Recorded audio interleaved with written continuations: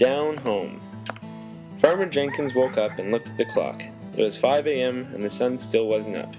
He lay there for a minute thinking about the chores that were awaiting him. He knew that there were 25 cows that had to be fed outside in the cold morning air, and once that was done, then his day could begin. As he pulled his sore body out of bed, he knew he was in for another long one on the farm.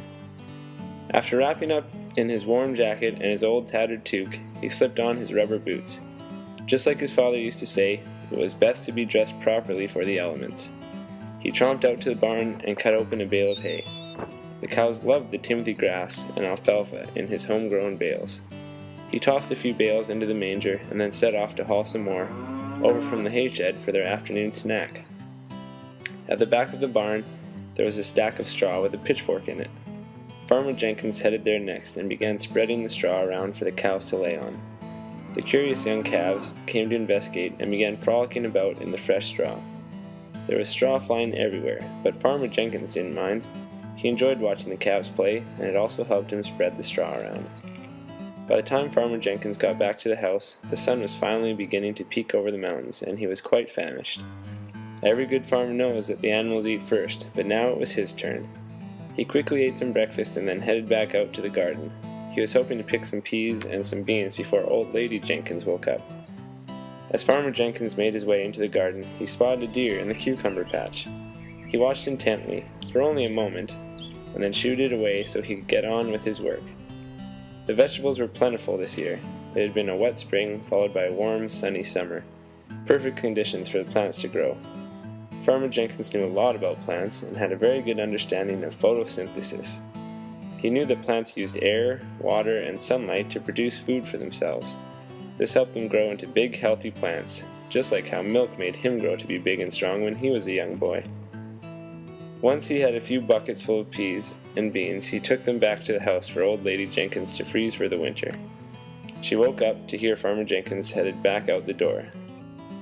He sure was a busy man. Farmer Jenkins had 20 acres of hay to cut that afternoon. After checking over the tractor and doing some maintenance on the swather, he hopped in and headed down a dirt road. He pulled into his neighbor Mr. Johnson's field with the tractor and started up the swather. The engine roared and the blades of the swather spun faster and faster. He worked his way around the field over and over until he got to the middle, and there was no hay left standing. Before he could leave, Mr. Johnson came out to chat. Farmer Jenkins turned the tractor off, and rightly so, because he knew how Mr. Johnson could talk. They chatted about the weather. They chatted about young Farmer Harrison. They chatted about their children. They even chatted about the mailboxes at the end of the road. After a long hour of chatting, Farmer Jenkins finally got away and headed home to finish whatever other work he could get done before the sun went down. When he got home, he remembered that he needed some parts for his old Massey Ferguson that had been giving him problems. He looked at his watch and knew he'd better hurry to town since everything closes at 5 p.m. Farmer Jenkins hopped in his truck and sped away. After all, it was Friday, and there was a good chance he'd need to use the tractor before everything opened up again on Monday. When he got to the store, he was greeted heartily by Frank, the salesman. Frank and Farmer Jenkins had dealt with each other for many years now, and had grown to be good friends. They talked a good while, and then Frank got him his parts, and they headed out together a few minutes after closing time. Farmer Jenkins was running out of daylight by the time he got back to the farm. He knew his day was almost up, so he headed out to the chicken pen. He filled up the water pail for them, topped up their feeder, and then collected the eggs. Another day, another dozen. His 12 chickens were in their prime and laying eggs how they should be. For 2 months now, he had been getting 11 to 12 eggs a day. It is normal for each chicken to lay 1 egg a day, and he knew he was doing a good job of taking care of them when they did this. It made him feel good inside to know that his chickens were happy. Farmer Jenkins took the eggs and headed towards the house. It was time to call it a day. Inside, a feast awaited Farmer Jenkins. Old Lady Jenkins had been slaving over the stove all day.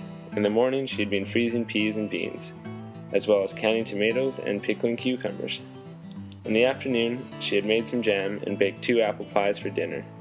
On the table was a farm-fresh roast beef, a salad made completely from vegetables out of the garden, Farmer Jenkins' own mashed potatoes, and a bottle of wine they had brewed the year before. It was a 100% homegrown meal. Apparently Old Lady Jenkins also had a busy day.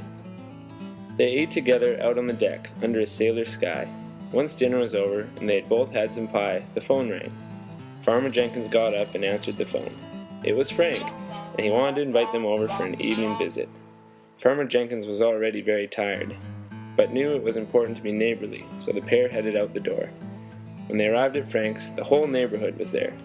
Mr. and Mrs. Johnson, Farmer Harrison, and even old Margaret Rutherford. Before long, people started breaking out into dance. Farmer Jenkins sure was happy that he wore his dancing boots because he loved to two-step.